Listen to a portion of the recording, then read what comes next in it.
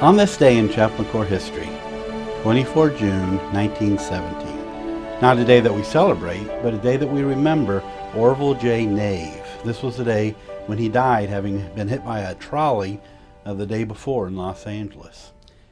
Before I knew Orville Nave was a chaplain in the military, I knew of his Bible, Nave's Topical Bible.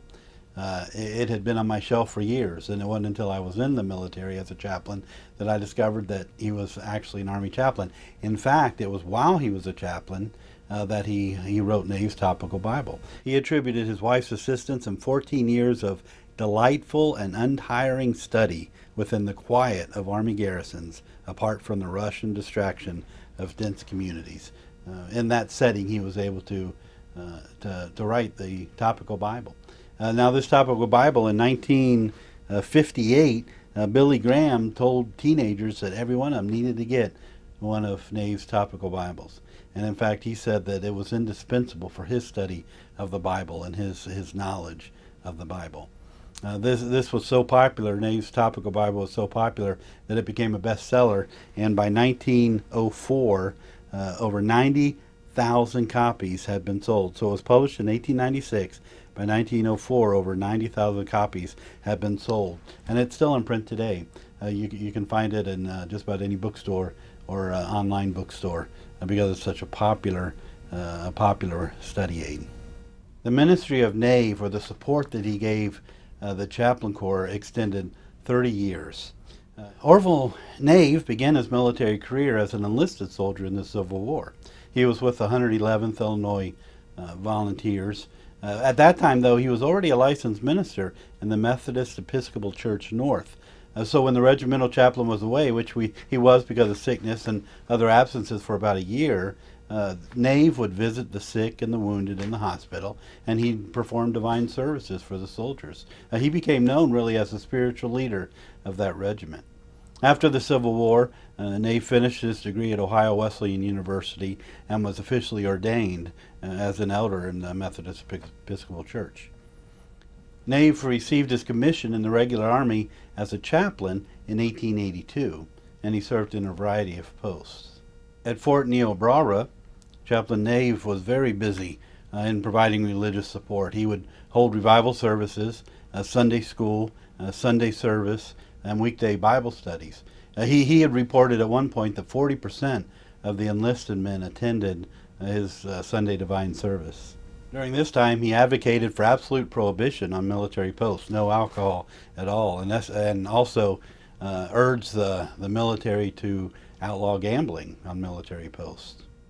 Not long after this period, Nave suffered his first of 3 heart attacks.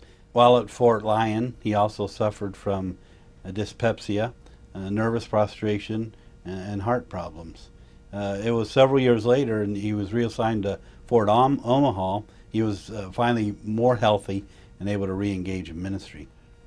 While Nave was stationed at Fort Omaha, the National Council of the Methodist Episcopal Church North met in Omaha for their regular conference.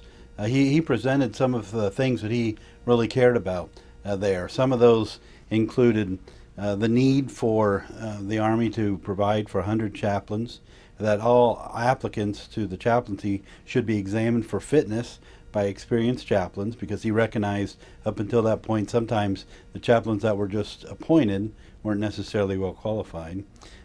He advocated for the provision being made for the promotion or advancement of chaplains, and that the Army provide an opportunity for 1 or more annual assemblies for chaplains where they could get together, compare methods, exchange views, instruct novices, inspire the discouraged, and devise improved methods of work.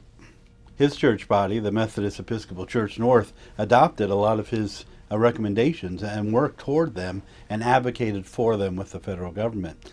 Following suit, several other major denominations took that model and moved forward, and also better preparing or better examining chaplains that they recommend for military service, and also advocated for a lot of these things with the federal government and the War Department.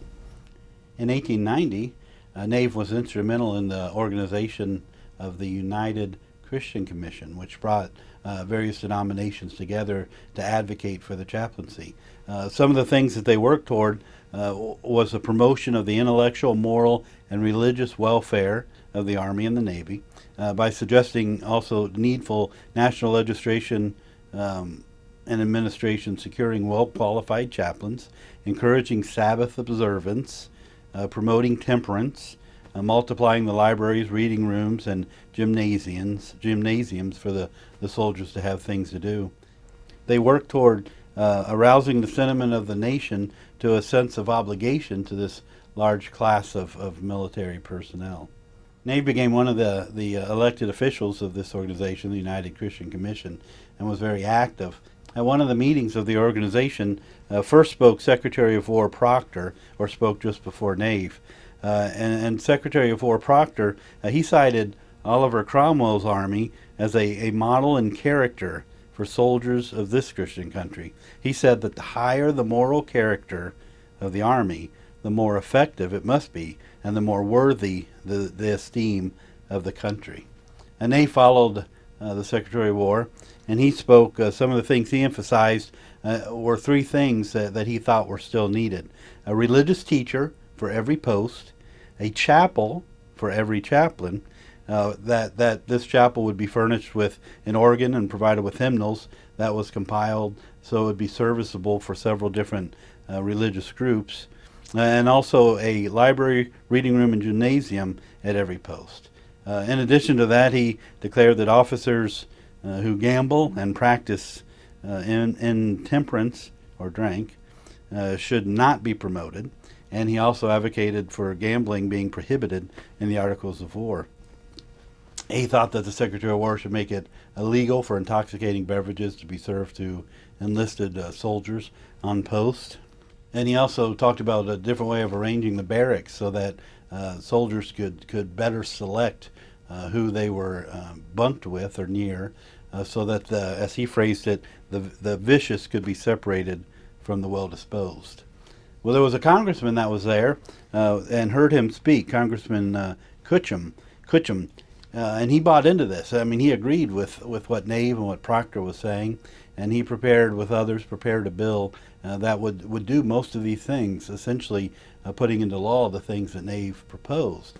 Unfortunately, that bill did not pass, but it did get the attention of many people, many influential people.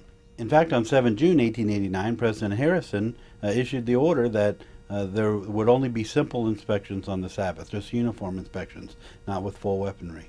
Then that order went out on 14 June from the Army. But in spite of that, commanders still did full muster and movements and inspections on the Sabbath. After suffering 3 heart attacks in 1884, Nave was assigned to Fort McPherson, where he had the most successful time of his career in ministry. Part of that success was overcoming those things that had the potential of overwhelming him. When he got there, he found there was no suitable place to perform divine services. The chapel, which wouldn't have been suitable anyway, but it was being used to hold Spanish prisoners. McPherson was being used as a training camp, so at any one time there would be 2,000 to 4,000 soldiers there. And during the period that he was there, over 18,000 soldiers went through. So there was a lot of ministry that needed to be done. And then also there was a hospital at Fort McPherson, which would take in a lot of the wounded from Cuba, a lot of the sick and wounded. So there were 2 initiatives that Nave that worked on while he was there at Fort McPherson. He found a grove where he could he put gas lights out. He made this possible to seat 1,200 people so that he could have worship services there. He reported that many men entered into holy covenants to serve God with all of their hearts, and that 115 joined various churches, 800 pledged total abstinence, and 1,000 vowed never to gamble. Now, he would average between 300 and 1,200 attending each service there in that grove at Fort McPherson. Another thing that he did establish there at McPherson, because of the very unique dietary needs of some of the soldiers getting out of the hospital and some that weren't being hospitalized, the providers there could not take care of. He began what was known as Mrs. Nave's Kitchen.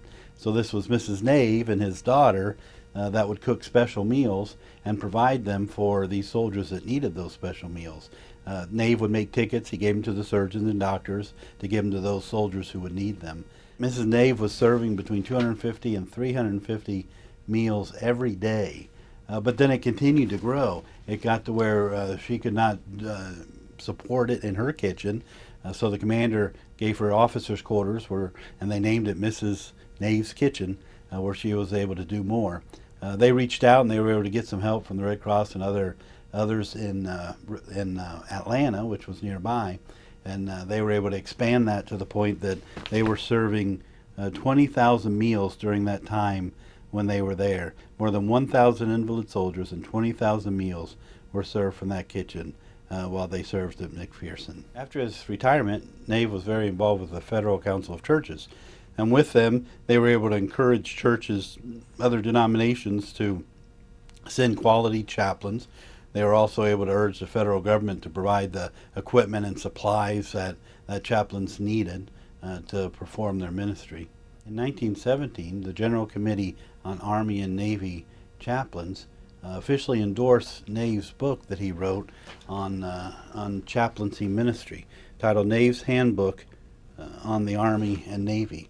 It was published in 1917 by Nave, and it goes through many helps for chaplains, such as information for the applicants and for the appointment to chaplaincy, the difference between the pastorate of a church and that of chaplaincy, talking about ministry in garrisons and camps and tents, on campaigns and field hospitals, convalescent refugee and prisoners of war camp, discipline and efficiency, church affiliations, and miscellaneous duties.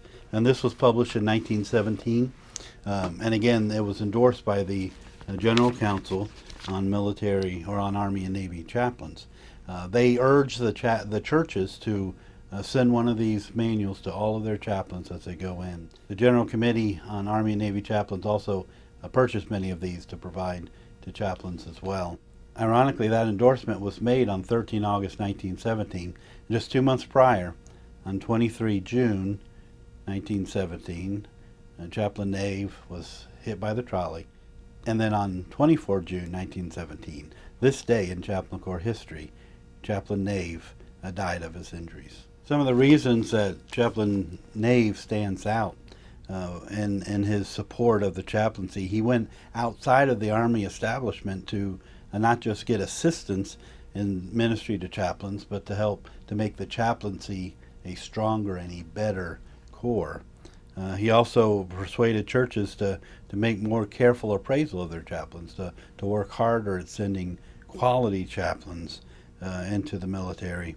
And then also he persuaded church leaders to use their influence toward the government to encourage the establishment, the military authorities, to provide for the chaplains, to make it a more professional corps, and to be better organized and better supplied.